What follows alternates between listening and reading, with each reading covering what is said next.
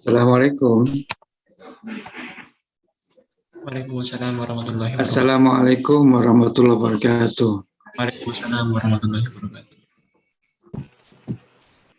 Assalamualaikum warahmatullahi wabarakatuh. Waalaikumsalam warahmatullahi wabarakatuh, Pak. Halo? Assalamualaikum warahmatullahi wabarakatuh, ya, Pak. Ya, Pak. Sudah dijawab semua, Pak? Assalamualaikum. Waalaikumsalam warahmatullahi wabarakatuh. Salam, Pak.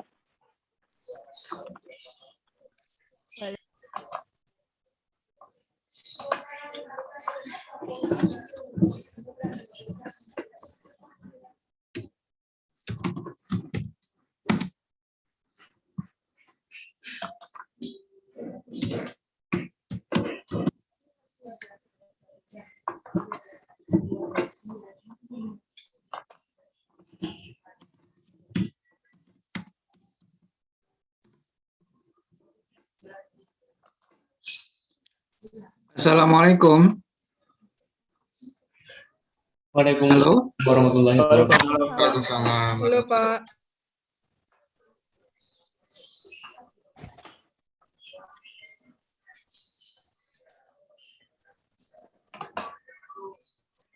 Assalamualaikum. Waalaikumsalam, Pak. Waalaikumsalam. Nggak dengar ya? Halo? Kok nggak dengar? Iya, Pak, terdengar. Terdengar, Pak. Terdengar, Pak. Benar, Pak. Dengar. Halo? Iya, Pak. Iya, Pak, terdengar.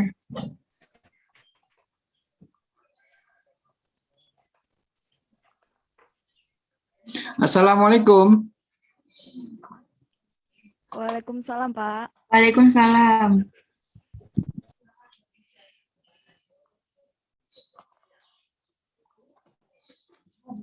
Nggak dengar. Ini dianut semua. Mohon maaf, Pak. Kami Nggak sudah dengar. terdengar. Halo, Pak. Terdengar, Nggak Pak. jadi. Lah ini dimut semua. Lah iya. Sudah Ini dijawab, Pak. Pak. Mohon Sudah maaf, Pak. dijawab, Pak. Kok nggak dengar ini? Terdengar, Pak.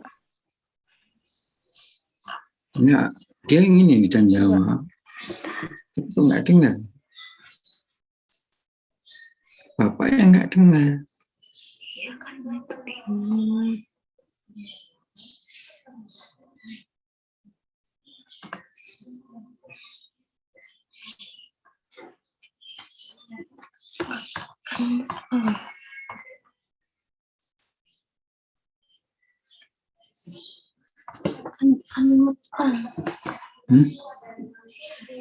Itu di mute. No. No. Ini semua yang kemit. Nah iya, tapi dia sudah dengar ini loh. Sudah dijawab tadi, Pak. Pak, sudah dijawab, Pak. Sudah dijawab, Pak, tadi.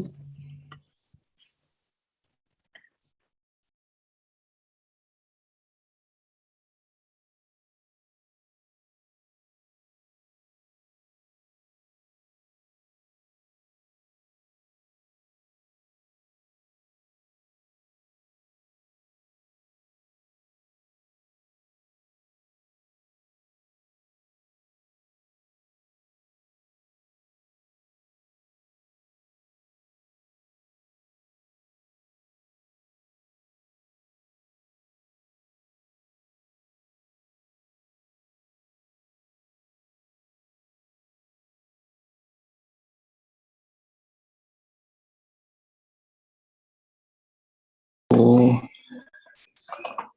Assalamualaikum. Waalaikumsalam. Waalaikumsalam Waalaikumsalam wabarakatuh, Pak. wabarakatuh. Oh iya.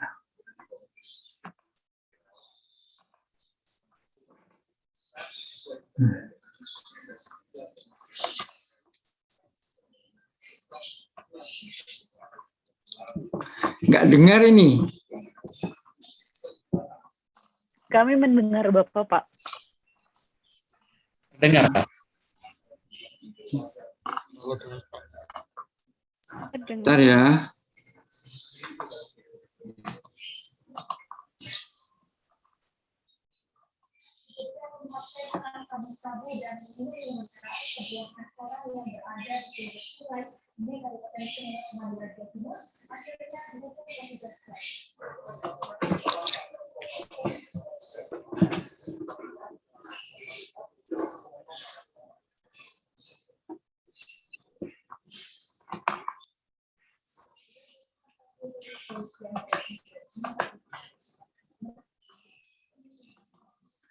Saya nggak dengar ini. Gimana ini? Halo? Halo Pak, Ya, mohon Pak. maaf Pak, Kami kami sudah Ya. menjawab. Kok nggak masuk suaranya ke tempat saya?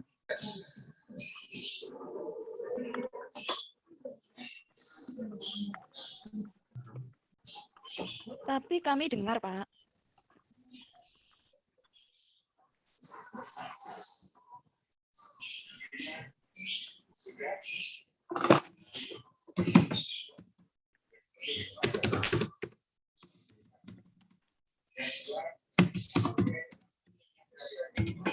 Semuanya tolong videonya dinyalakan dan suaranya dibuka. Ini dia dengar aku, tapi dia Karena itu orangnya masing-masing, bukan bapaknya. Maaf, Bu. Kami udah dengar. Nyalakan mic-nya. Gitu loh. Bukan bapak di belakang.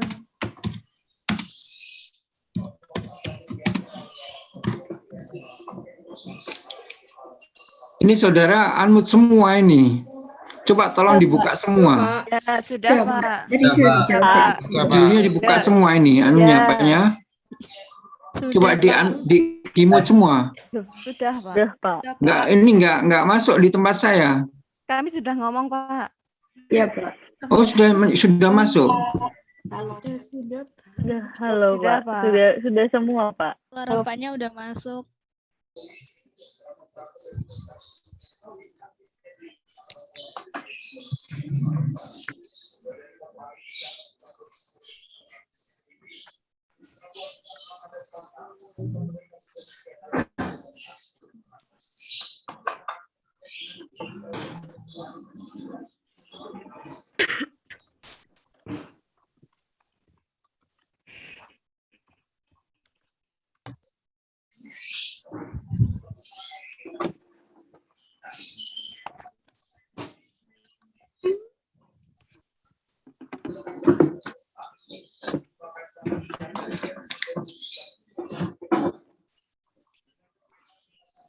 Maaf Pak, apakah suara kami terdengar Pak?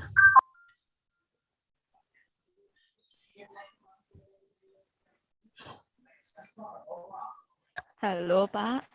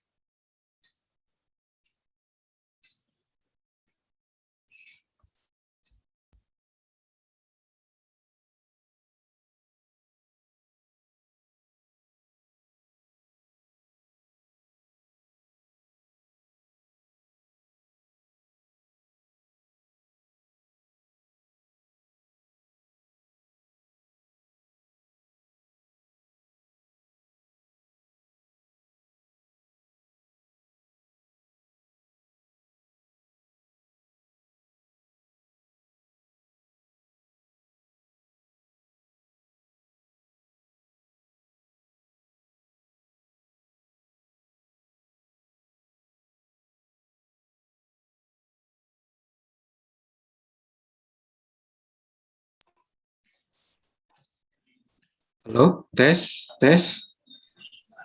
Ya, Pak. Oke, Dengar, Pak. oke, oke, oke, oke.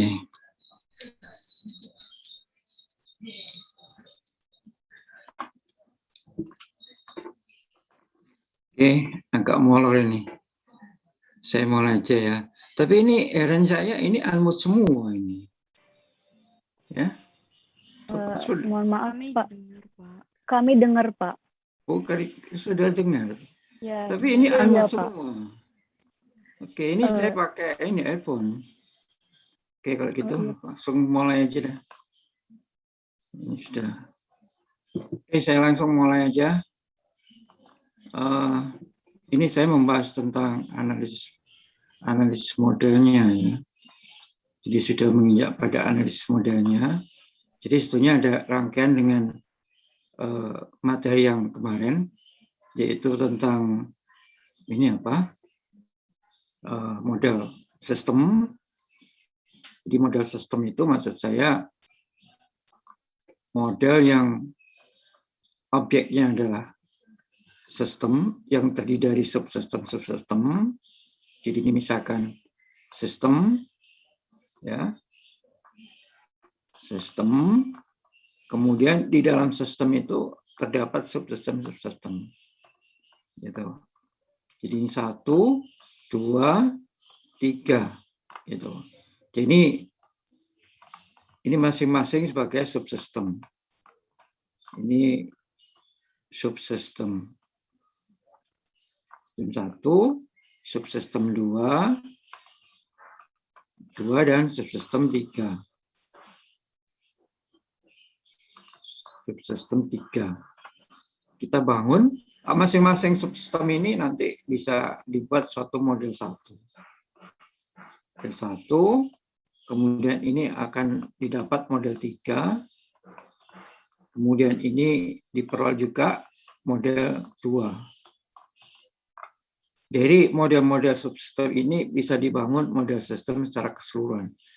Karena di antara subsistem ini ada interface. Ada interface di antara subsistem. Kalau dia punya interface, maka dari setiap subsistem itu saling keterkaitan. Jadi bisa aja elemen yang ada pada subsistem 1 itu punya pengaruh terhadap elemen di subsistem 2. Kemudian subsistem 2 itu bisa juga dipengaruhi oleh subsistem 3. Realnya itu seperti yang kita lihat sekarang ini. Jadi pada COVID kemarin itu ya banyak yang membangun suatu sistem yang terdiri dari subsistem, di mana masing-masing subsistem saling berpengaruh gitu. Ya. Saya mengambil ini kemarin sudah saya bahas, ya. Sudah saya bahas, ya. Jadi ini saya anggap dia membangun suatu interface di sini. Tapi ini saya pisah, ya, supaya kelihatan apa saja yang berpengaruh dari masing-masing subsistem ini. Ini misalkan aja ada R1 di dalam X2 itu, dia bergerak menuju ke X1. Demikian pula yang di X1 yaitu R1, dia bergerak ke X2. Bisa aja yang bergerak dari X1 yaitu berbentuk R1, tapi setelah masuk di X2, dia menjadi X2. Bisa aja yang dari X2 itu adalah orang R1. Kemudian dia bergerak menuju ke X1. Berarti dia seperti orang yang domisilinya di Sidoarjo itu dia bekerja di Surabaya. Orang di Bekasi itu bekerja di Jakarta dan seterusnya. Itu pasti punya pengaruh. Pengaruh terhadap tujuan dia bergerak. Juga berpengaruh terhadap asal dia berada. Ya. Jadi punya pengaruh. Nah, berarti ada yang dari elemen X1 itu bergerak menuju X2 itu akan menjadi komponen dari X2. Karena tinggal lama di situ. Atau menjadi bagian dari X2. Bisa terjadi seperti itu. Gitu ya. Ini saya pisah sehingga bisa ditunjukkan bahwa X2 dan X1 itu suatu sistem, ya, masing-masing suatu sistem, dan bisa dibangun suatu sistem yang lebih besar, like system, ya, yang terdiri dari komponen pada X2 maupun X1. Itu. Ya. Ini kemarin sudah saya jelaskan. Ya. Jadi seperti ini. Jadi ini X2. Ini X2 itu mestinya R2 ya. Tapi ini R1, berarti R1 yang balik ke X1. Tapi kenapa ini ada R2? Berarti ada orang di R1, di X2 itu yang berasal dari R1, tapi juga ada orang dari X2, R2 yang masuk di X1 dan seterusnya. Gitu ya.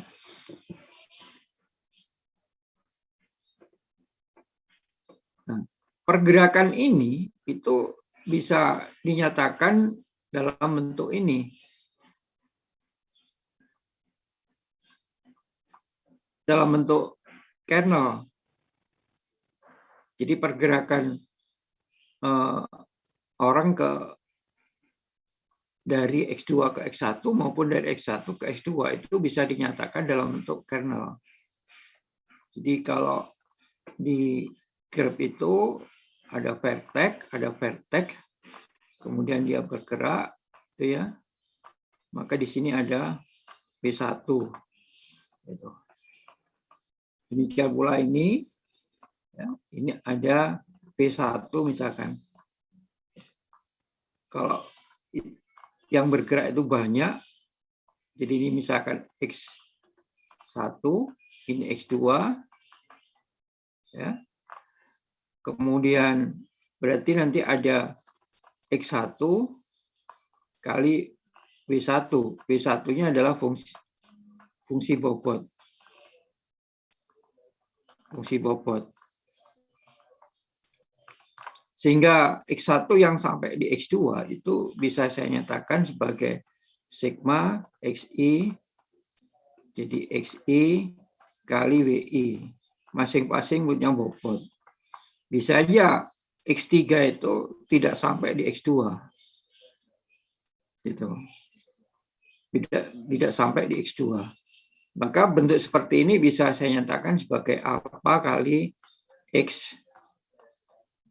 Ya, alpha kali X1. Ya, bentuk seperti ini. Di mana alpha ini adalah bilangan proporsi. Bilangan proporsi.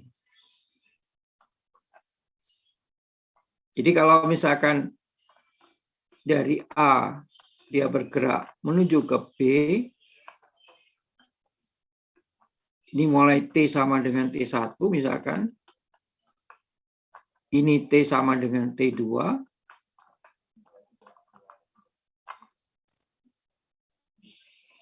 maka alpha X1 ini adalah orang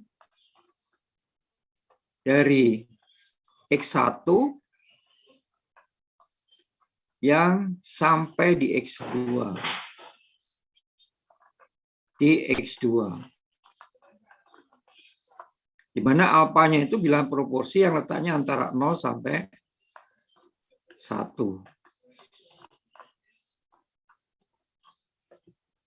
Jadi kalau di statistik bisa dikatakan sebagai peluang orang yang bergerak dari X1 atau dari kota A sampai di kota B pada periode waktu dari T1 sampai T2 dalam selang waktu itu.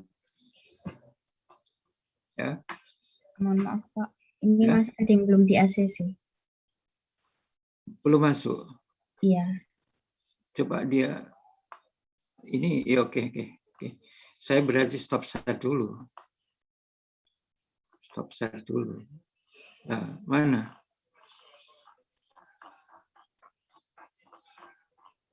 Nggak ada itu. Udah masuk semua ini. Udah masuk semua ini. Udah ya, nggak ada ya. Udah masuk semua.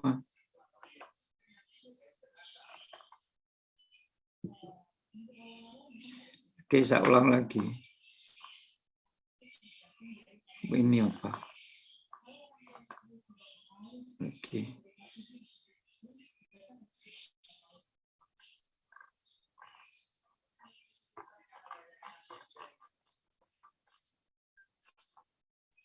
Udah. Terima kasih Pak. Ya.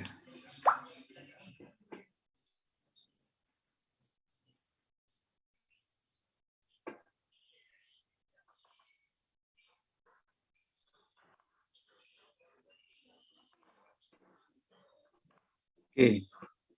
Jadi seperti itu tadi ya.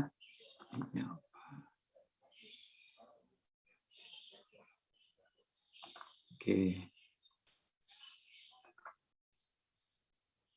Nah, ini yang tadi saya jelaskan, maka sigma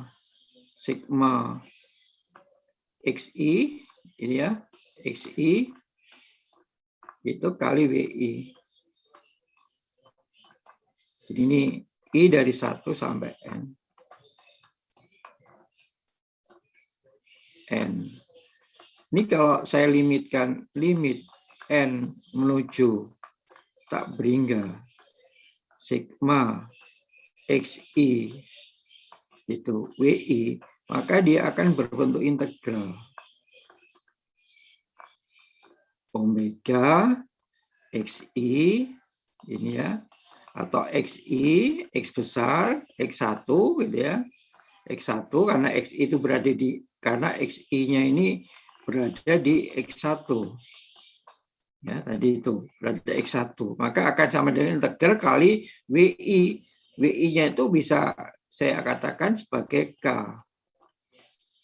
KT dt. Gitu. Jadi sebetulnya harus dikalikan dengan delta T. Gitu. Nah, ini N-nya tak berhingga, I-nya 1 sampai tak berhingga, kemudian ini delta T-nya mendekati 0 gitu. Ya, mestinya gitu. Ya. Jadi kecil sekali ya. Dan T-nya di dalam omega. Gitu.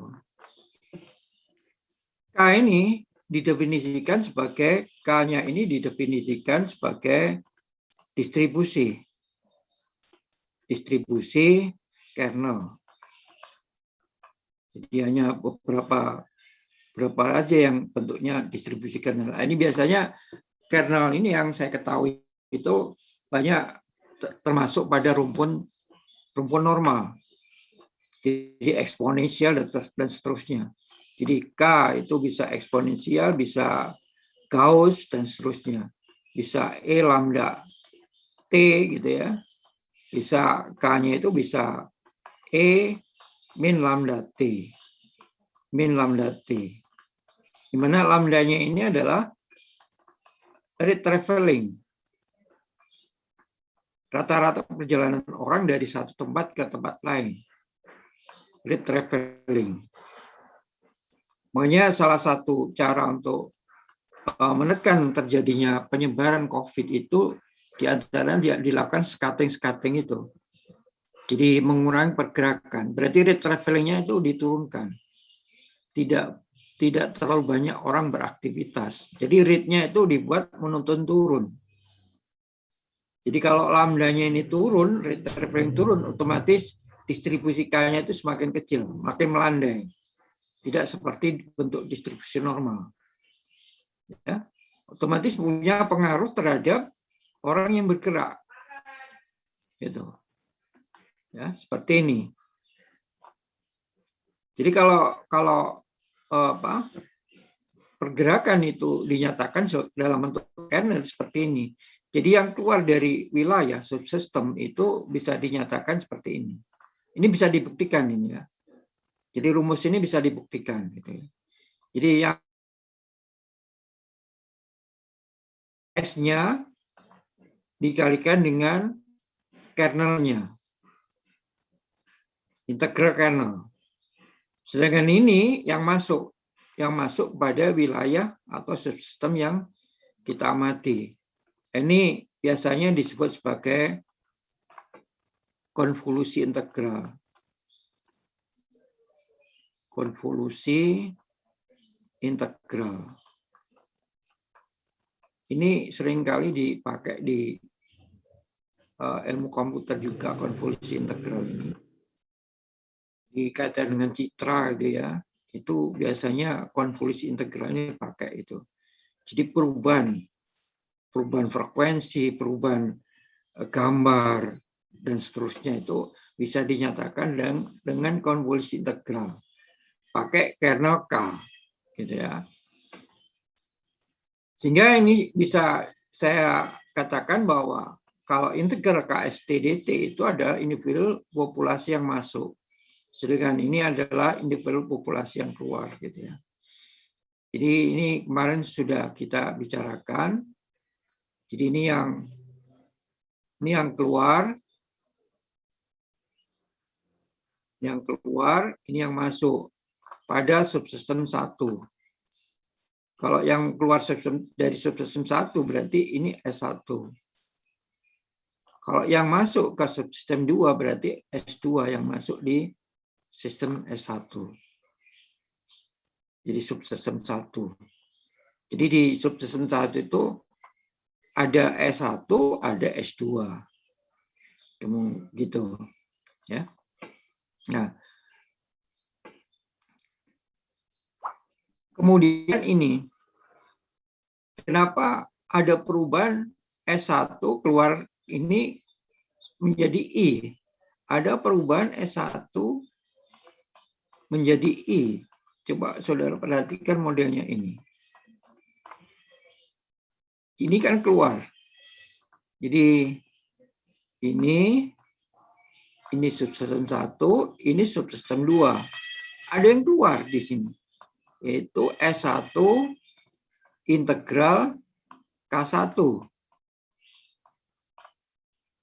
Kenapa dia terinfeksi? Ya, jadi kita definisikan bahwa alfa satunya ini adalah rate terinfeksi. Terinfeksi bagi orang yang keluar desa. Bagi orang yang keluar desa. Itu alfa satunya ini. Berarti keluar desa, maka dikonotasikan bahwa dia terinfeksi. Gitu. Nah ini, sekarang jadi I1. Jadi S1 jadi I1. Ya, yang keluar S1, keluar desa, maka dia dikonotasikan sebagai orang yang terinfeksi. Gitu. Ya. Kemudian delta I1 dan D1 I1. Berarti ini delta I1 itu adalah orang yang dirawat. Ini ya, masuk di sini dirawat. Ini. Jadi ini adalah orang yang meninggal. I1, orang yang meninggal untuk S1. Ya. Kemudian ini ada beta 1 R1. Dan ternyata ini masuk di S. Itu orang yang sudah sudah masuk rumah sakit, kemudian dia keluar, ternyata dia rentan lagi. Gitu. Sehingga kalau digambar dalam bentuk kompartemen itu seperti ini. Jadi ini S-nya, kemudian ini I-nya, ini I, kemudian ini R-nya, itu ya, S, ada S ke I, yaitu sebesar alfa 1, gitu ya. Kemudian ada I ke R, sebesar gamma delta 1, ini, tapi ada R yang ke S, sebesar ini beta 1. Nah, ini model kompartemennya. Ini model kompartemennya.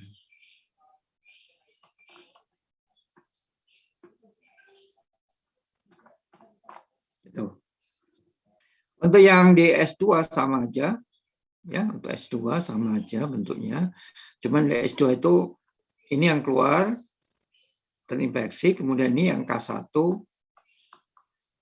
dengan S1 masuk di subsistem 2. Gitu ya, yang lainnya sama. Bisa aja bahwa alfa 2 di sini, alfa 2 itu bisa tidak sama dengan alfa 1. Jadi rate transmisinya pada setiap daerah itu bisa aja berbeda. Antara Surabaya dengan Sidoarjo misalkan, itu bisa aja berbeda. Gitu ya. Karena pengaruh yang lain itu juga cukup banyak. Gitu.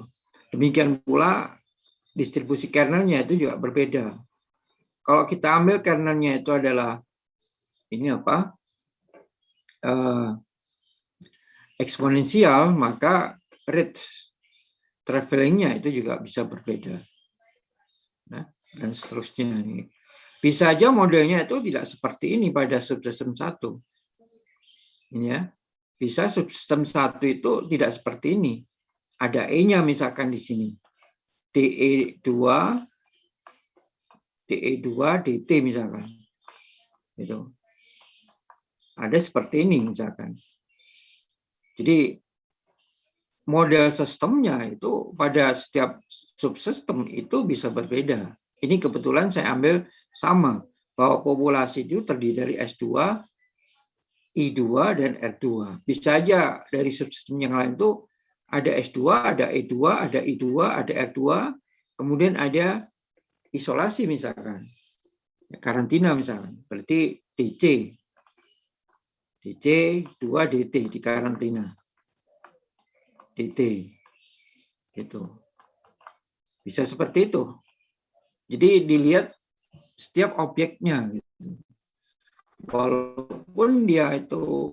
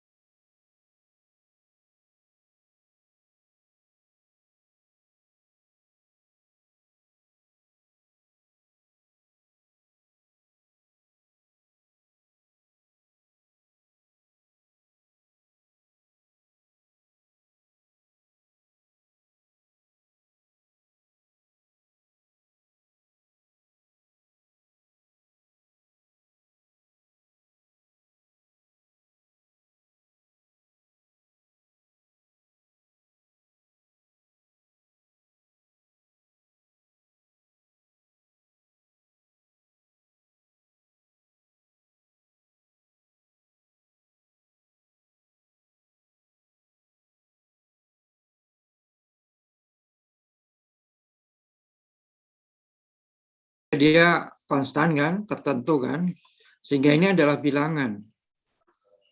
Itu lambdanya tidak mungkin sama dengan 0, ya, sehingga bisa saya buat sebagai suatu parameter. Ini konstan diketahui lambdanya, ya.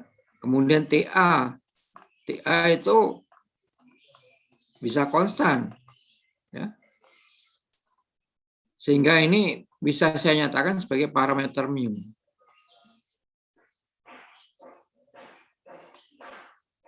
Karena saya menetapkan, melihat suatu objek, observasi terhadap objek itu tidak saya batasi.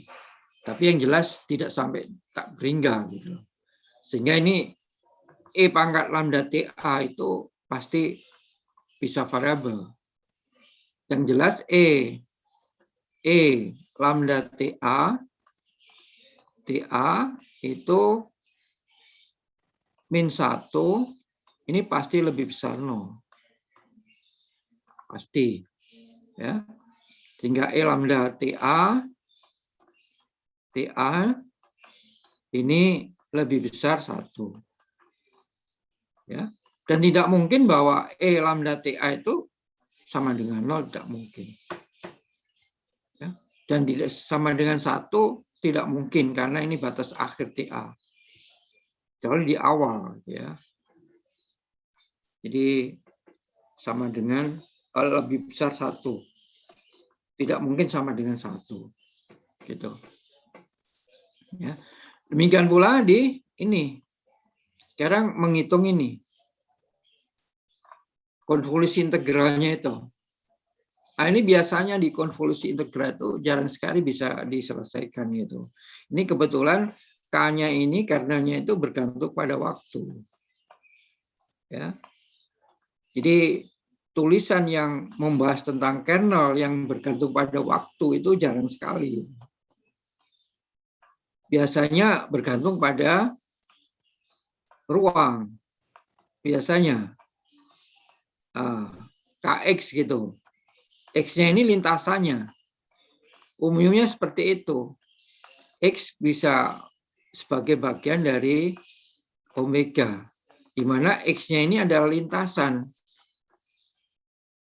Lintasan, ya, di mana S-nya ini bergerak, gitu loh.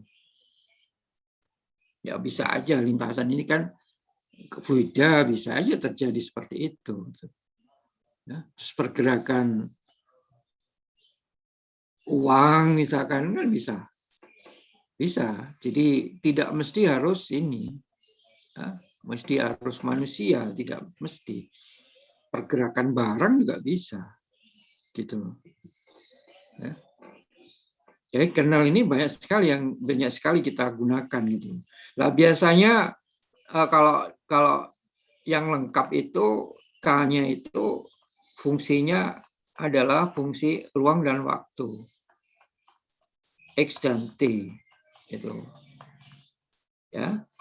Jadi jarang sekali tulisan-tulisan yang menunjukkan bahwa densitas kernel itu dia berubah terhadap waktu.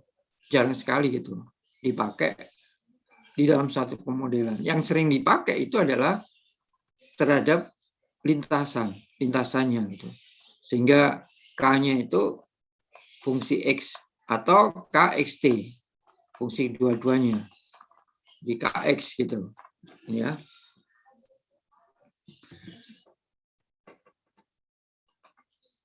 Oke. Ini gimana cara menyelesaikannya? Itu ya pakai integral biasa gitu. Jadi ini kan kondisi batas. Jadi turunan S-nya itu di akhir, di ujung, di akhir observasi, ya. Kemudian di ujungnya itu dibuat sama dengan 0. Jadi artinya ds, dt itu apa sih? Artinya ini. Ini artinya adalah laju perubahan.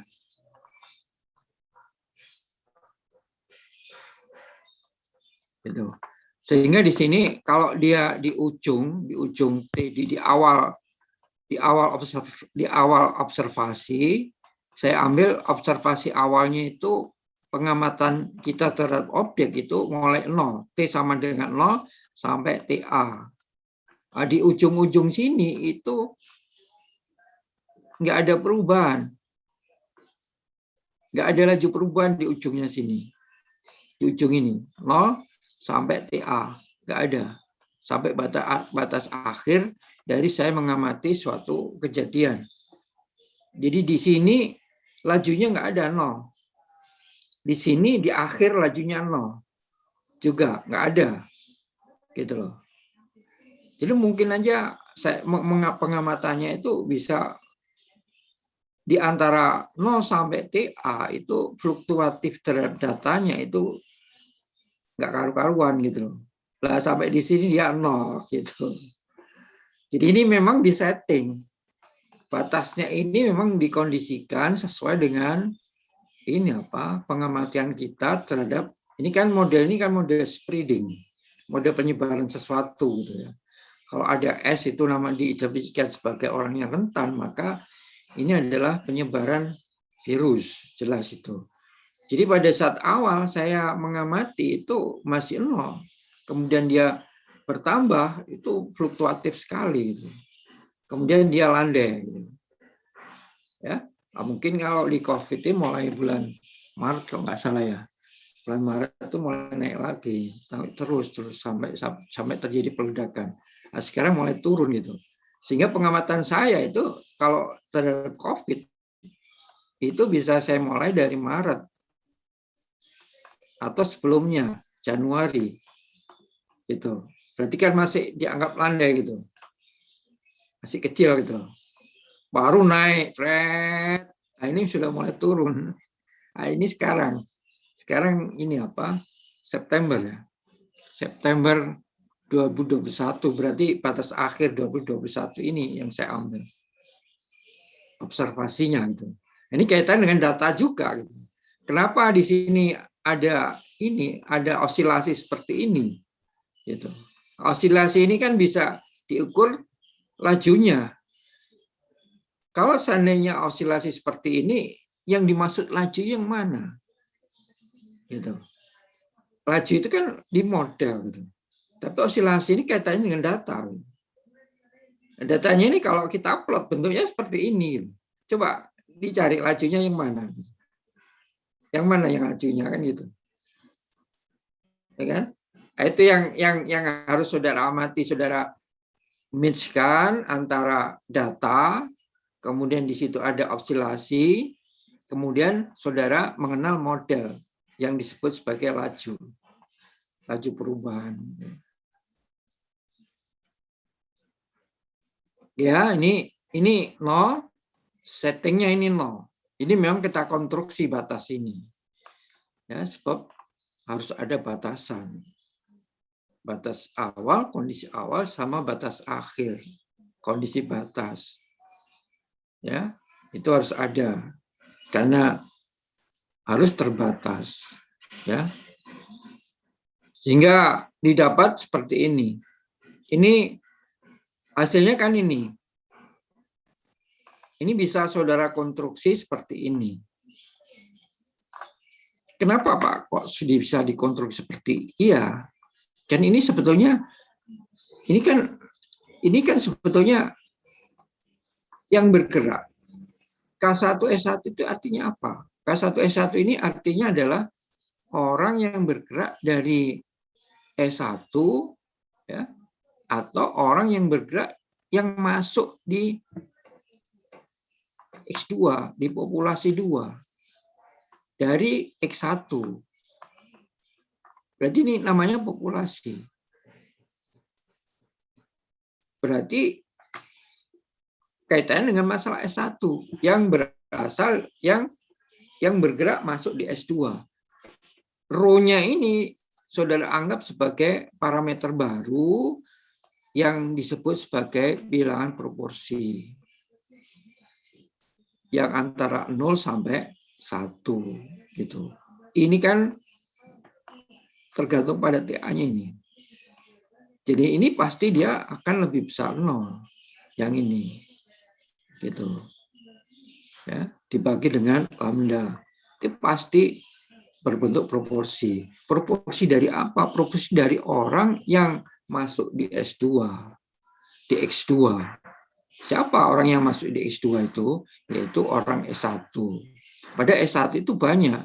S1 itu adalah yang berada di X1. S1-nya ini. Gitu. Sehingga rho-nya ini, arti parameternya itu, kalau dikalikan dengan S1, itu adalah banyaknya orang yang masuk di S2. Berapa jumlahnya? Rho S1. Bisa aja 0,001% di antara jumlah orang-orang S1 yang berada di subpopulasi atau subsistem 1, X1, ya, atau dia yang sedang berada di perjalanan, di lintasan. Gitu. Emangnya diberi bilangan proporsi. Ini yang biasanya harus disimulasi. Gitu. Berapa rho yang tepat agar supaya modelnya itu bisa sesuai dengan kondisi yang ada. Ya, jadi bilangan-bilangan seperti ini yang disimulasi gitu.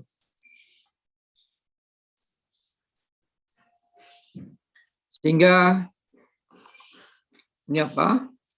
Modelnya seperti ini. Ya. Diganti semua kanannya tadi. Jadi seperti ini modelnya. Ya.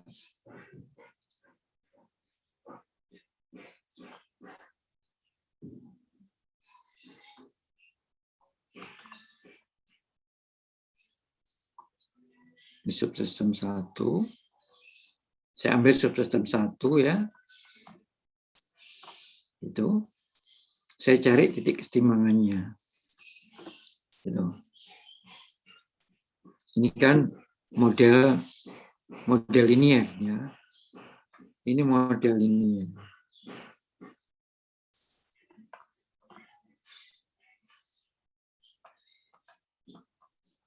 Jadi nggak ada yang tidak linearnya, yang menyebabkan tidak linear nggak ada. Ya. Linear semua ini.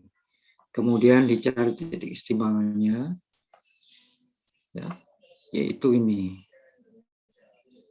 Ya, ini kebetulan 3 dimensi ya. Jadi kalau misalkan 2 dimensi, apa yang disebut titik kesetimbangan? Ada yang disebut titik kesetimbangan ya, ada yang disebut sebagai titik tetap. Karena ini masuk di analisis model gitu ya. Ini saya jelaskan, ini mestinya masuk di sistem dinamik gitu ya. Jadi di pengantar sistem dinamik itu saya jelaskan. Ini ada yang disebut sebagai titik tetap. Juga disebut sebagai titik kesetimbangan, titik tetap. Gitu. Tapi ada juga disebut titik tuna. Nah, kalau di teknik itu biasanya digunakan titik tuna. Karena asalnya dari kondisi tuna. Jadi steady state. Jadi istilahnya bahasa Inggrisnya steady state.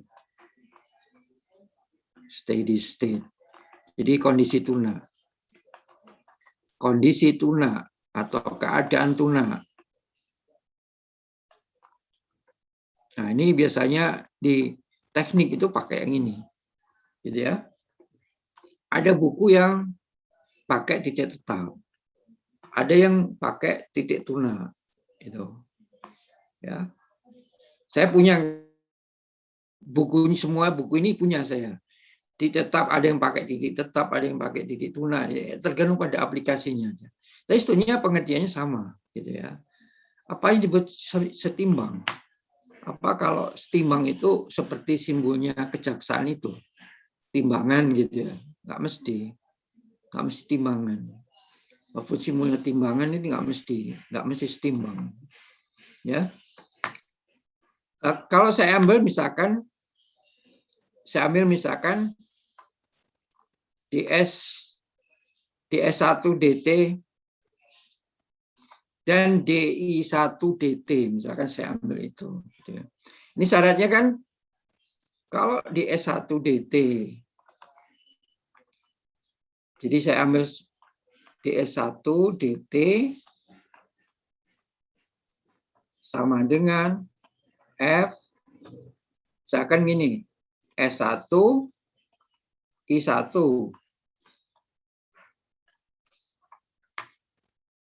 DI1 DT.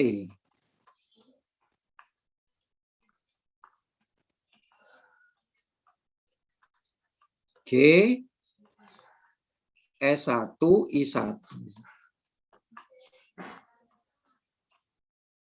Sekarang titik misalkan aja S1 ster, I1 ster. Kalau dia memenuhi F, ini asli teorinya seperti ini. Ster, I1 ster, ya, definisinya seperti ini. Sama dengan 0 dan G, gitu ya, S1 ster, I1 ster, itu sama dengan 0. Maka ini disebut titik setimbang. atau titik tetap atau titik tuna. Khusus fixed point itu nanti yang detailnya jangan di sini ya, jangan di pemodelan maupun di sistem dinamik ya. Di fungsional analisis itu fixed point juga ada gitu loh ya. Jadi nanti kok bisa seperti itu ya, tahu saya. Kalau di fungsionalis kayak apa saya nggak bicara banyak ya. Ya, itu yang tahu banyak itu yang fixed point, itu yang sering meneliti kaitan dengan fixed point itu Bu Narsini. Ya, kalau tanya fixed point, tanya ke Bu Narsini atau Pak Sajidon. Itu ya, ahlinya fixed point. Jadi saya nggak ahli di bidang apa yang dimaksud fixed point secara analisis tuh. Ya. Jadi ini maksudnya apa? Maksudnya kalau ini definisinya seperti ini, maka bisa dikatakan bahwa S1-nya konstan. C1. Maksudnya gitu. Kalau ini maksudnya ini sama dengan 0, nggak boleh salah satu, nggak boleh. Harus keduanya 0. Gitu ya. Ini berarti ini I1 sama dengan 0. Oh, I1 sama dengan C2. Ini kan berarti 2 dimensi ini. Ya, nggak masalah. Kalau saya gambar gimana nih? Ini S1, ini I1. Sekarang gambarnya I1 tadi konstan, sama dengan C2. Ini S1 sama dengan C1 saya gambar. Lah, dia berpotongan di sini. Nah, titik potong ini yang disebut titik setimbang. Jadi ini kalau A, maka A ini adalah titik setimbang. Titik setimbang.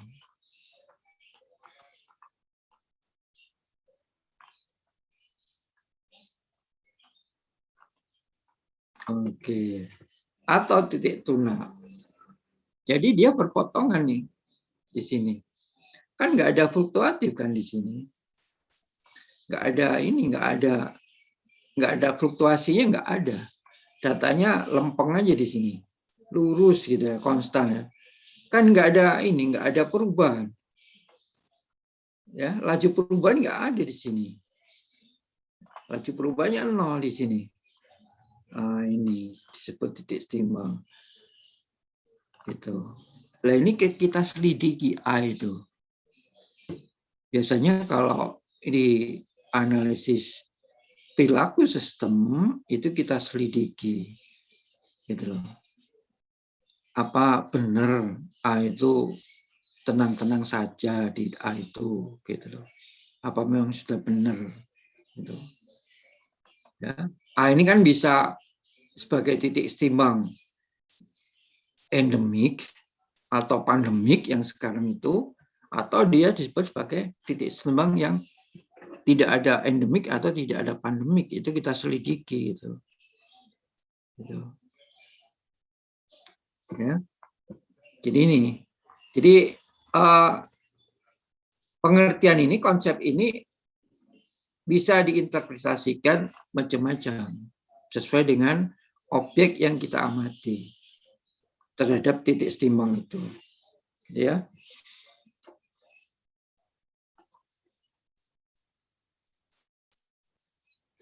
Sehingga kita peroleh titik setimbangnya itu ini. Nah, ini bentuknya. Nah, ini hati-hati ya, bentuk seperti ini syarat dengan parameter-parameter itu apakah memang sudah benar titik setimbang ini. Nilainya ini loh. Nilainya S1 sternya apakah memang seperti ini.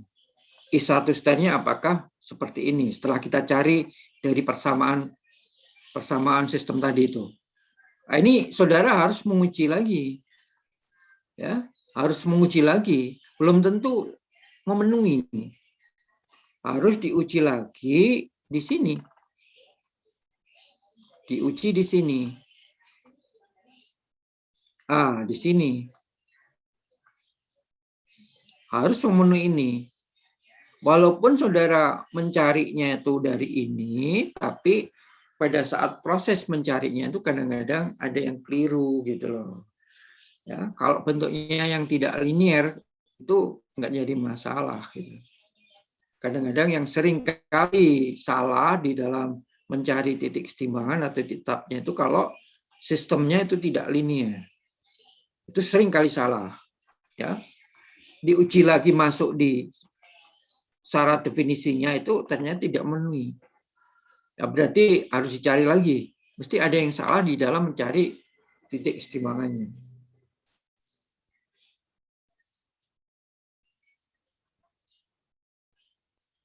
Ada pertanyaan sampai di sini?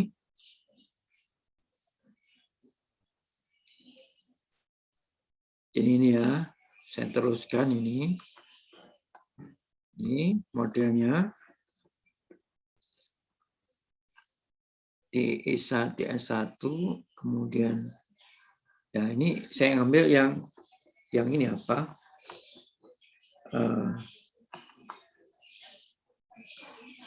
Yang subsistem 2. Ya, ini bisa dinyatakan di dalam perkalian matrik sehingga matriknya ada matrik A. Jadi ini nanti X2 dot ini ya. X2 dot sama dengan A kali X2. Kan linear kan ini. Jadi nggak perlu harus melakukan linearisasi karena dia sudah linear. Nah, sekarang coba dicari nilai eigennya. Ini dari sini. Dari persamaan ini. Karena solusi persamaan ini itu bisa dinyatakan di dalam vektor eigen dan nilai eigennya. Solusi ini. Solusi ini bisa dinyatakan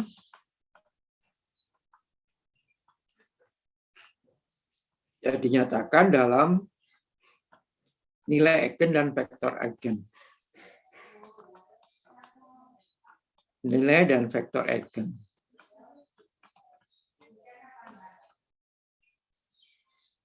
Itu. Ya. Nah, sekarang kalau A-nya itu dicari ya, A matrik konstan, dicari pakai ini. Ya. Pakai determinan.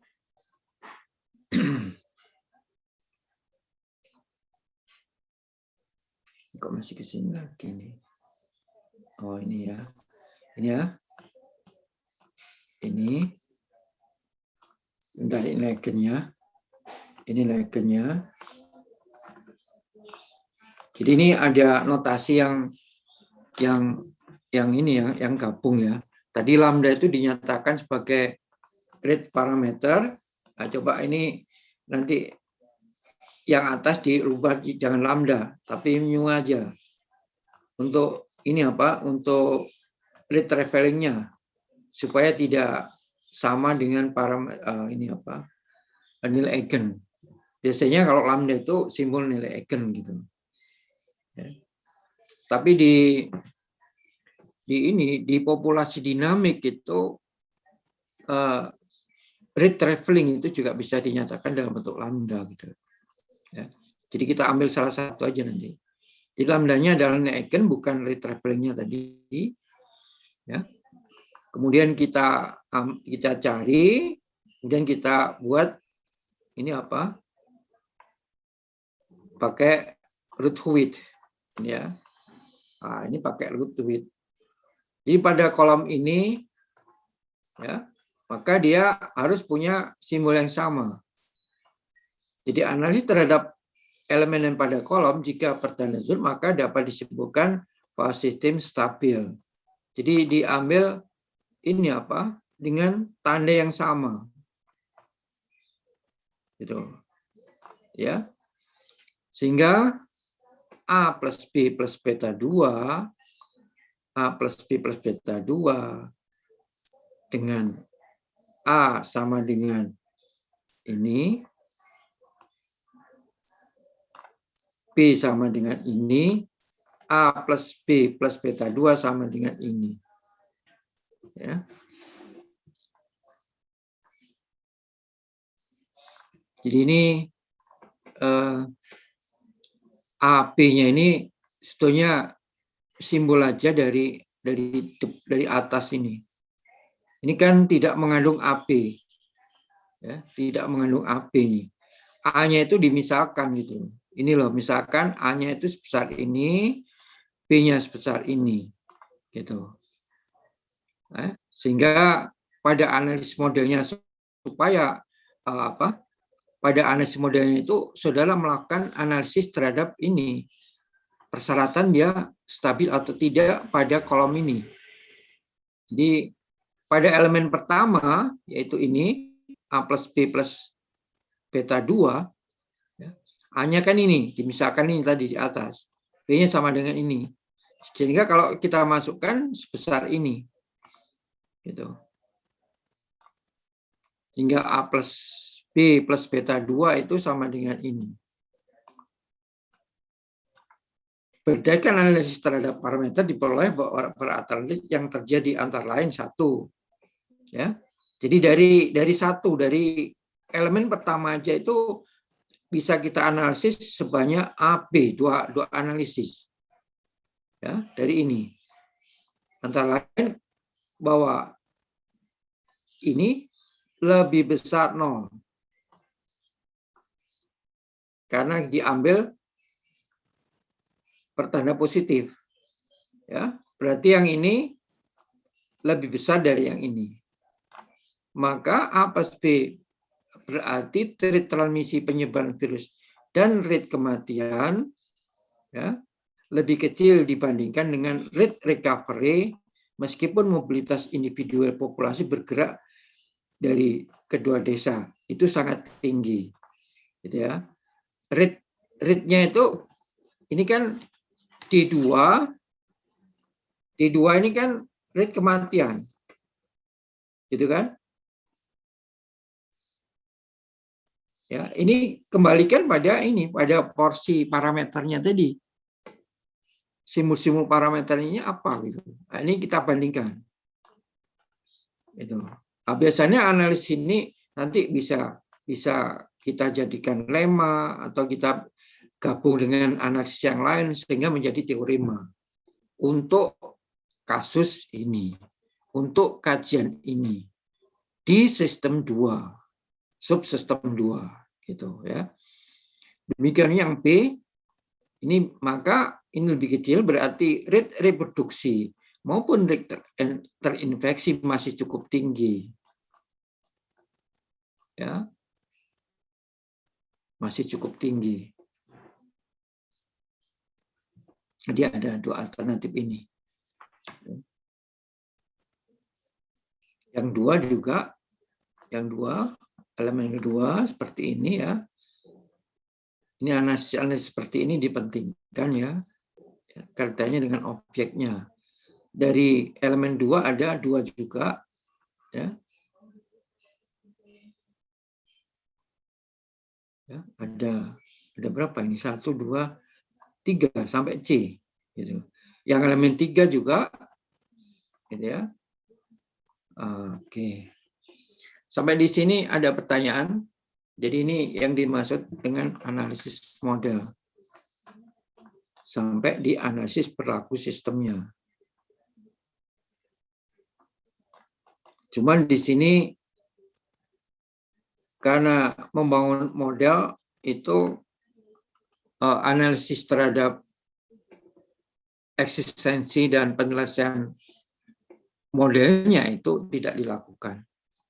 Jadi yang paling sederhana adalah saudara tunjukkan bahwa S1 ini kan populasi ini. I1 maupun R1 itu positif.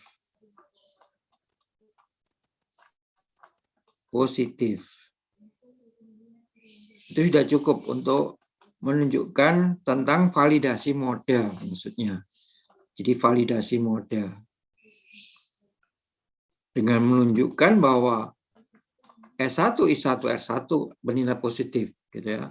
Karena S1, I1, R1 itu populasi. Dan S1, I1, R1 itu adalah penyelesaian dari modelnya, gitu. Ya. Nah, coba nanti dibandingkan dengan yang di subsistem 2. Ini subsistem 1. Bagaimana dibandingkan dengan yang di subsistem 1? Gitu. Sampai di sini ada pertanyaan?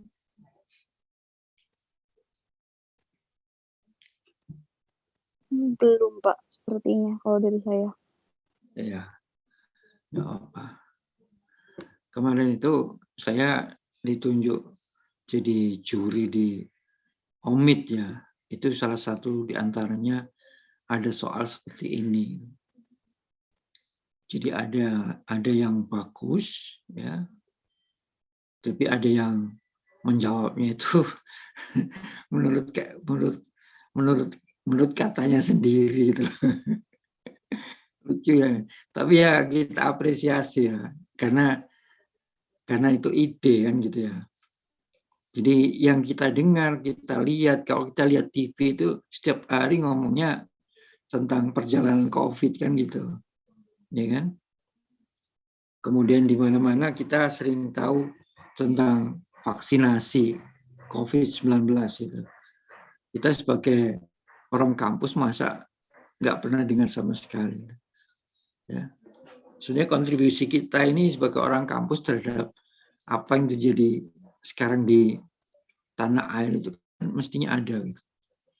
Paling tidak mematchkan antara pengetahuan yang kita dapatkan dengan kejadian ini. Ya. Jadi Panglima semua bergerak, Panglima TNI, Kapolri, presidennya setiap hari gembar-gembor kan kayak gitu. Ya. Itu saya keluarkan. Ada yang memang ini memang memang model. Jadi mengamatinya itu bisa aja bermacam-macam cara. Cuman ada aturan gitu loh. Karena model seperti ini masuk di ranah sistem dinamik gitu loh. Kalau ranah sistem dinamik kemudian di teori pemodelan itu ada aturannya gitu. Jadi nggak bisa saya nanya sendiri. Oke, kalau nggak ada pertanyaan, jadi insya Allah besok Kamis itu soal UMID akan saya bahas ya di sini ya. Dan jawabannya sudah ada. Saya dengan Pak Diki, saya membuat 2, Pak Diki 2 kalau nggak salah. Yang 1 dari saya keluar, yang 1 dari Pak Diki keluar. Oke, kalau nggak ada, saya akhiri sekian. Stop share. Oke, saya harapkan ini sudah absen semua ya. Kemudian berikutnya saya akan membahas masalah tugas. Kemarin ada tugas, saudara cari jurnal. Kemudian saudara amati objeknya itu apa, fenomena yang terjadi di situ apa, orang itu maunya apa dengan model itu. Nah, dari situ kalau saudara tahu, itu berarti saudara punya model untuk mengembangkan modelnya orang itu. Model ini orang ini hanya dibatasi mencari ini gitu. Berarti saya bisa mencari yang lain ini dengan modelnya orang itu. Gitu. Berarti bisa mengembangkan jurnal atau bisa merevisi jurnal orang itu gitu loh ya. Oke, sekian aja. Saya akhiri. Assalamualaikum warahmatullahi wabarakatuh. Waalaikumsalam Warahmatullahi wabarakatuh. Terima kasih banyak, Pak.